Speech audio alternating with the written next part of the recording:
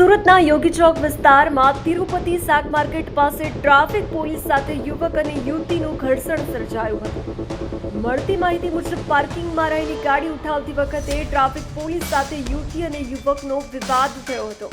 તો મહિલા ટ્રાફિક પોલીસની ટોઈંગ વેન સામે યુવતી ઊભી રહી હોબાળો કર્યો હતો। આ ઘટનાની જાણ થતાં જ સરથાણા પોલીસને બોલાવવામાં આવી હતી। મહિલા પોલીસ સાથે દોડી આવેલી ટીમ સામે યુવકે ઉગ્ર વર્તન કર્યું હતું। અહીં સુધી કે સરથાણા પોલીસ સ્ટેશનના પીઆઈની સામે મહિલા પોલીસને યુવકે ધક્કો માર્યો હતો। યુવકે ગુસ્સામાં કહ્યું હતું કે હું અધિકારી હોત તો સુરતમાં એક લુખ્ખો ન હોય અને દેશ માટે પગાર પણ ન લઉં। મારે નથી આવું આ સડી ગયેલી સિસ્ટમમાં। અંતે સરથાણા પોલીસ દ્વારા યુવક અને યુવતીને પોલીસ સ્ટેશનમાં લઈ જવામાં આવ્યા હતા। અટકાયતી પગલાં લઈને કાર્યવાહી હાથ ધરવામાં આવી હતી।